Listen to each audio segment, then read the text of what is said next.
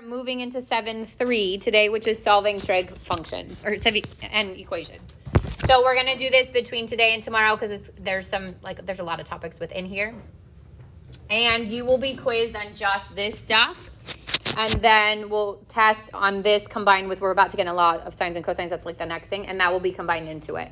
But you'll have a quiz next week on just this, like just the trig equations. I think we're doing Wednesday of next week.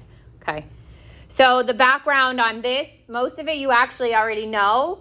It's solving equations. Obviously, we've done with x squared, but now you're going to do them with trig functions. And it's doing the reverse, where you are given the answer to the trig function. You have to give the angle as the answer, which we did with like the sine -1s and the tan -1s, that kind of thing. It just goes a little bit more in depth. So the steps are basic steps. Isolate the trig function, meaning you're going to get it by itself just like you would a variable. Locate the solution on the unit circle. So obviously unit circle is critical here. And then give all the possible angles that are there as answers. But that is not the only set of answers. That's the difference between the inverses we already did and solving equations. Because what we're saying now is if, let's just say, my equation, well, let me do something more basic. Let's say it said sine of theta equals 1/2. So I'm going to pull in the picture of the unit circle so we have that visual on it. Are we going to have the unit circle for the... I don't know the answer to that question. I will let you know. Yeah. So if you had the unit circle, if you had to fill it, I mean, I'll give you a blank one if anything else, and you could fill in what you want on it. But hopefully you'll start to shorten what you need to know for it. Like all your over 6s, all your over 4s, all your over 3s. Those things are going to help you instead of having that full one. Okay. But if you were to look on your unit circle and you were to find all of the places in which sine is 1/2, we would need to know that sine is the y, right? So we're looking for where the sine is a positive 1/2. So I would then go to my unit circle. I would find every spot in which the y is a positive 1/2. And then I would provide those answers. So we do this in radians. The answer there would be pi over 6 and 5 pi over 6. Now that was when we were given an interval. So if you remember, we were given like 0 to 2 pi. And you had to then just go from that whole circle. The difference now is you won't be given that interval all the time. And it will ask you to solve it. And what it means is not just those answers are answers. Those plus their coterminal answers are also answers. So the way we show that is this. When I find an answer for sine and cosine, I add 2n pi to it. And what that means is it is not only an answer at pi over 6, but if I added 2 pi over 6, it's also there. If I added another 2 pi, it's also there. If I added another 2 pi, it's also there. Or if this was a negative, like the n is just a constant. You don't ever have to do anything with it. But if it was a negative one, if I take this and I subtract 2 pi from it, it's still the same answer. Subtract 4 pi from it, it's still the same answer. Okay. So the difference, that's one of the major differences between the inverses and this, is that you're going to add that interval in. So sine and cosine get 2n pi. Tangent repeats every half circle. So for tangent, you're only going to pick from quadrant 1 and quadrant 2. So for tangent, we only look quad 1, quad 2. And then to those, we add n pi. Because if it happens here, it's going to happen here. It's going to happen here. It's going to happen here. It's going to happen here. It's going to happen here. Every half circle, which is n pi. So that's one big difference. The answers are going to have those intervals on them. The others is that obviously these equations get more complicated. It's not just going to say sine of theta equals 1/2. It's going to look stuff like this. So for number 1, it says sine of x plus root 2 equals negative sine of x. It would be like having an x on the left-hand side and an x on the right-hand side, a negative x on the right-hand side. To isolate it, you got to do what with those? I can add sine of x here to here. And I get 2 sine x plus root 2 equals 0. Then what? Subtract root 2. 2 sine x equals negative root 2. Then what? Divide by 2.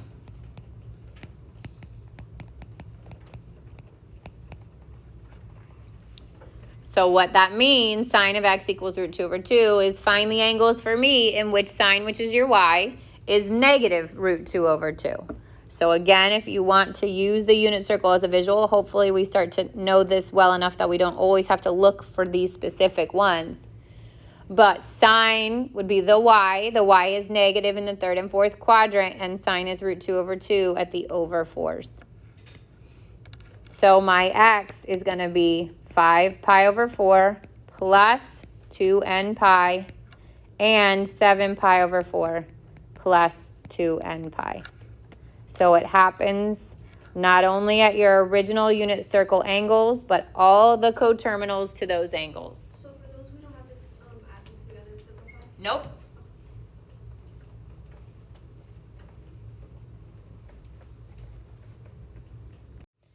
For 2, you're going to do what?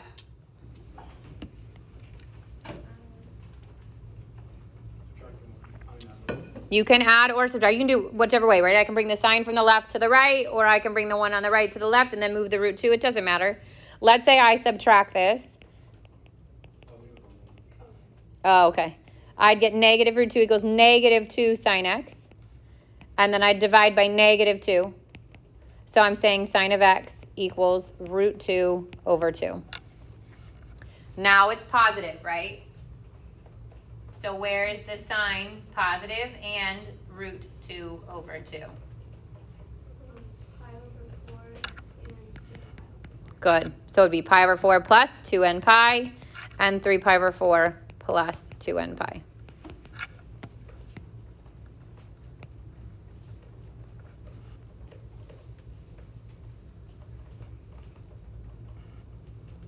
Good so far. And it's just a constant. So it could be 1, it could be negative 1, it could be 10, it could be 50. You're just saying that if I kept adding 2 pi to it in any kind of increment, it would still be that same answer. No. No. All right, 3. Now I've got tangent, right? So I'm going to add the 1. 3 tan squared x equals 1. Divide by 3. Tan squared x equals 1/3. And then there's a squared there. How do I get rid of a squared? Square root it. But what do you got to do when you square root? Plus and minus.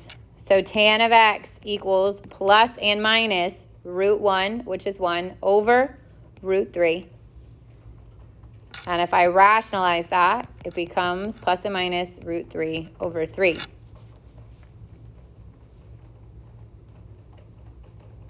What denominator is it if it's root 3 over 3? 6. It's over 6. And this is plus or minus, which means it is all the over 6s.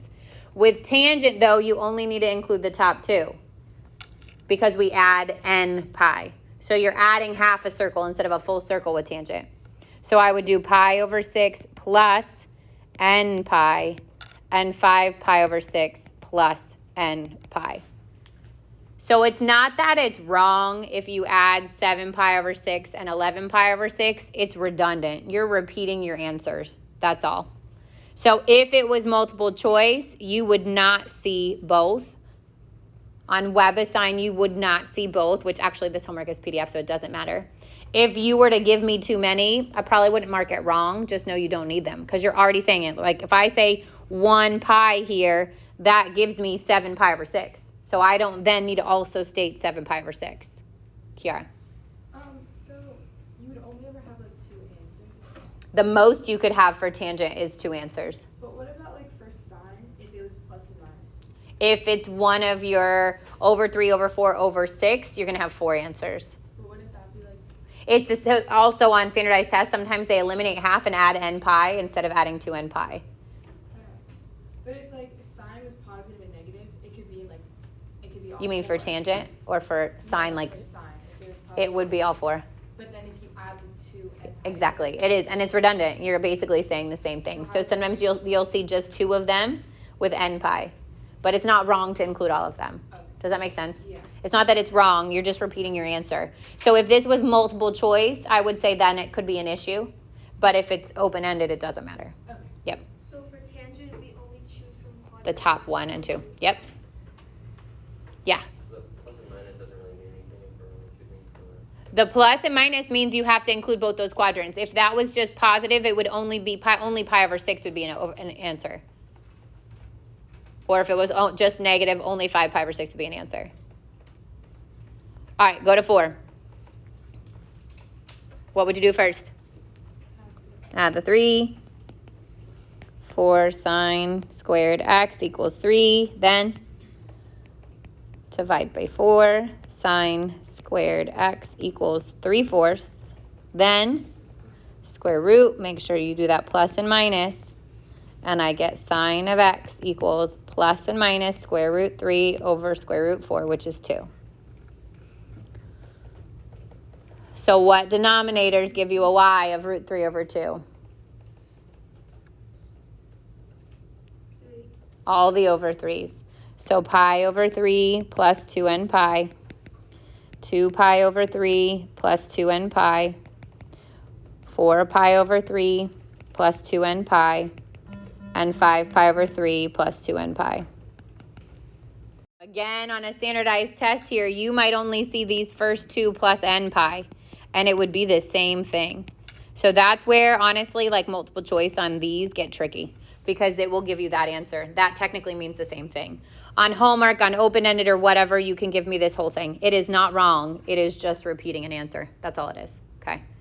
Wait, what's the difference between 2n pi and pi? So 2n pi is that angle, and then all the way around your circle again. So one full rotation on your circle. Whereas n pi, like think about where pi over 3 is, right? Pi over 3 is in your first quadrant. If I add 2 pi, I go all the way back around. If I only add pi, it's 1/2 your circle. And that would be 4 pi over 3. Where it's negative, so if that question was only positive root 3 over 2, I could not do this. I have to do just this one and this one.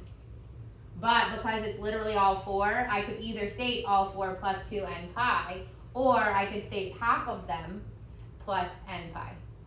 But like I said, I don't think it's going to be multiple choice. I know your quiz is not. So this is fine. Yeah. Oh, okay. All right. Questions on those before we move on? This is all our quiz gonna be. All right, 5. Cotangent of x times cosine squared x equals 2 cotangent x. So as soon as you see that there is multiple, like 1, you see the same trig function repeated, okay? Or you see that there's 2 trig function built into your equation, a little like alarm should go off that says this is not the way that this used to be. This is not the same that we just did. So if you see them twice, most likely you're going to factor. So we're going to get everything to one side and we're going to factor, okay? So I'm going to do cotangent of x times cosine squared of x minus 2 cotangent x equals 0. If there's 2 trig functions, I cannot solve for them together. So that's another indication that you're going to have to do something differently. In this case, the same trig functions on both terms, so I can actually factor it out. So I would take out the cotangent, and I would get cosine squared x minus 2 equals 0.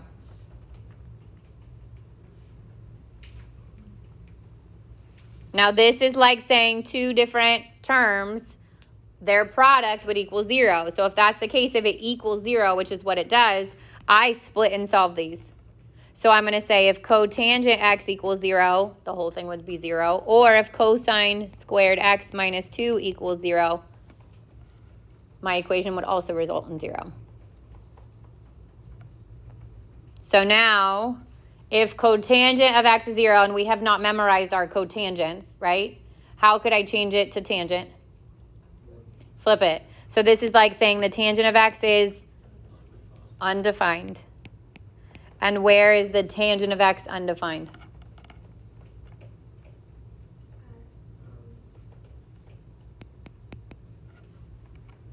Here, I'll give you the hints for tangents, right? It's 0 At pi over 6, it's root 3 over 3. At pi over 4, it's 1. At pi over 3, it's root 3. And at the top, at the over 2, it's undefined, okay?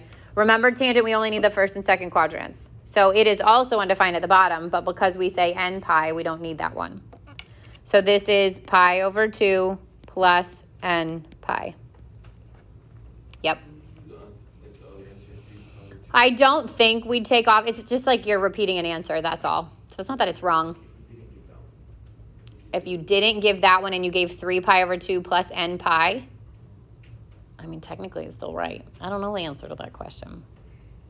Don't do that. All right, then the second one is cosine squared minus 2. So cosine squared x equals 2. And square root both sides, and I get the cosine of x equals plus and minus root 2. Now, is there a spot on your unit circle on which cosine or the x is root 2? No. If this happens, you literally eliminate that option, and you only give the answers that show up on your unit circle. It is not to say that doesn't exist. That does exist. You would have to use a calculator to find it. But you would not give it if it's unit circle based.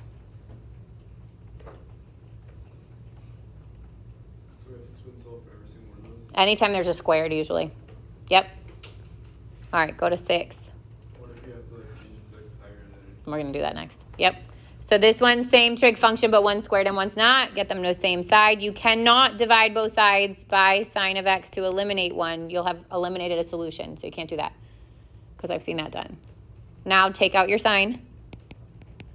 Sine x minus 2 equals 0. Now split and solve this. So sine of x equals 0 or sine of x minus 2 equals 0. Where is sine 0? At 0 plus 2n pi. And where else is the y 0? Say it again. Which is what? Pi. Good. Pi plus 2n pi. We don't include 2 pi because 0 plus 2n pi takes care of that.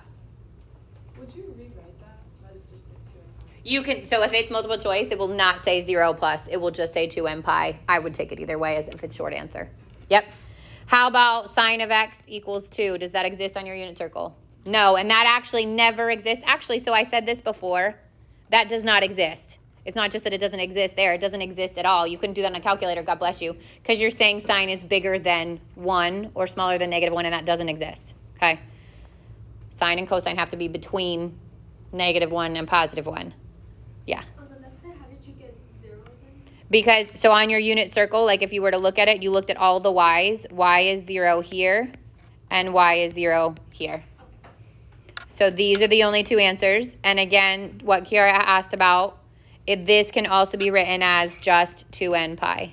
0 plus 2n pi is the same thing as just 2n pi.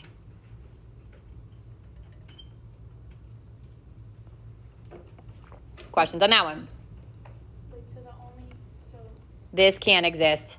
Sine cannot be bigger than 1 or less than negative 1. Yeah. Why could it not be 2 pi if it's also? Say again? Oh, because you're already including it. So by saying 0 plus 2 pi or 2 pi, you're already including that as an answer. sine can't be greater than 1 or less than 1? Or less than negative 1. Sine or cosine. Because basically what you're saying there is that the opposite side is bigger than the hypotenuse, which is impossible. Or that the adjacent side is bigger than the hypotenuse, which is impossible. All right. Now we get to the factoring when I've got a trinomial. If you want to replace this with your a's, if I wanted to make this 2a squared minus a minus 1 and then factor it from there, you totally can. If you are comfortable enough to keep your trig functions, you also can do that. So here, like if I wanted to multiply first times last, 2 times negative 1 is negative 2. Product of negative 2 that sums to negative 1 would be negative 2 and positive 1. Replace those middle terms with those. So I'd get 2 sine squared x minus 2 sine x plus sine x minus 1. And then I can factor by grouping. Take out a 2 sine x here, and I get sine x minus 1 This would be a positive 1 sine x minus 1, which is sine x minus 1 times 2 sine x plus 1. I could have done that whole thing with the a's and then just brought the signs back in. Or you could have done trial and error. Like, that's not a hard one just to do trial and error. Now I've got to split and solve. So split it, set them each equal to 0. I'm looking for where sine of x equals 1. 2 sine of x equals negative 1. Sine of x equals negative 1/2. Now I go to the unit circle. And I locate all the times y is 1, which is what?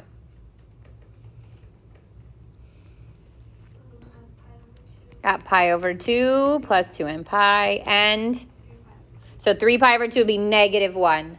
Sine being positive 1, that's the only time it happens. Yep. How about sine of negative 1/2? 11 pi over 6 and 7 pi. Good.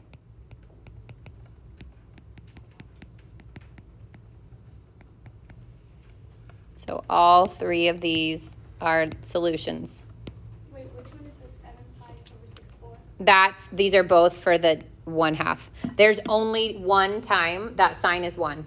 There's only one time that y is positive 1. The other time it'd be negative 1.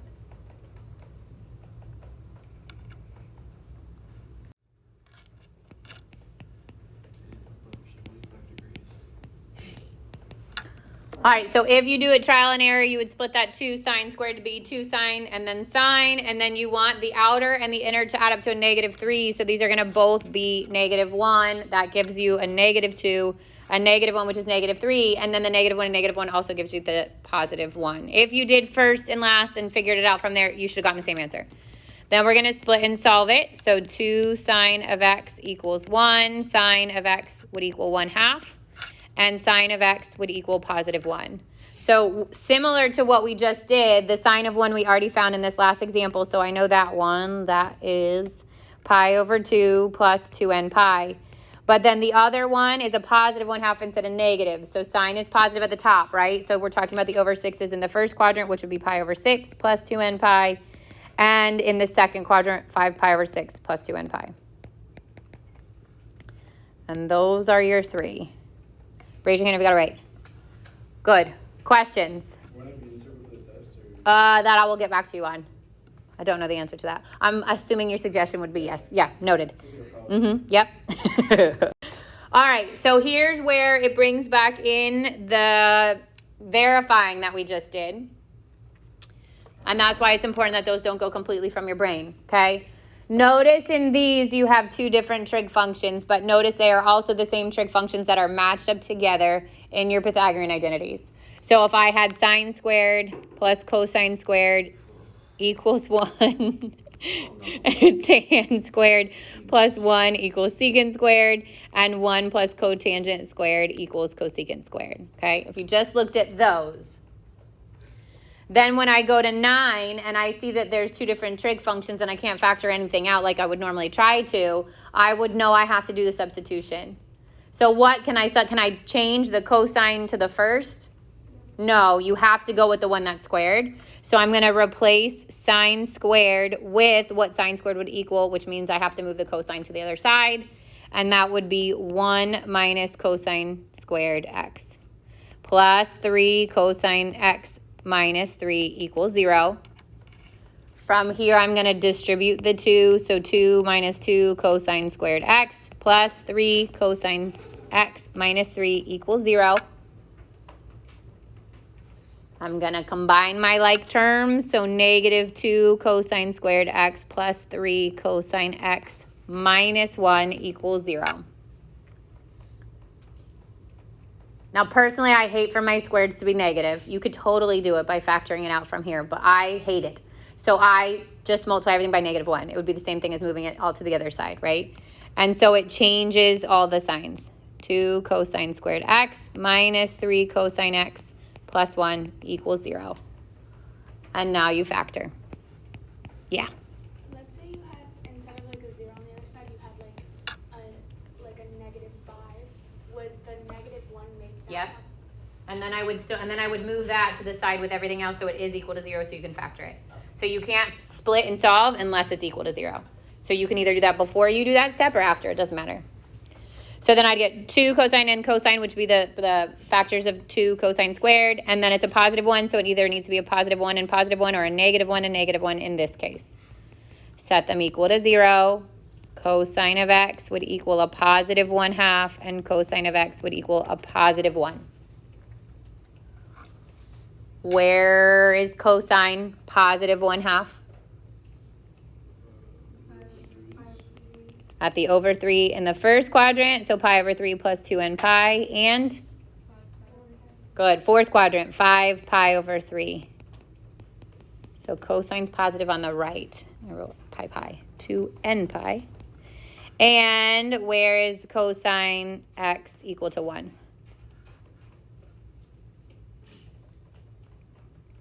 0 plus 2n pi, which can also be written as just 2n pi. Yeah. The factor you do, that's just the easier, that's the faster way of doing the a squared.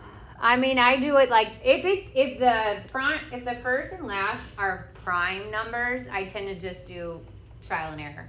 But you certainly can do first and last. It doesn't matter. That's all it is. Yeah, it's totally fine. You guys almost always, like as a whole, as a group, every time I asked you when we did factoring, you almost always picked first and last. So if that's what you're comfortable with, do it. I flip-flop between the two, especially if the first and last numbers are prime, because there's not a lot of options. Yeah.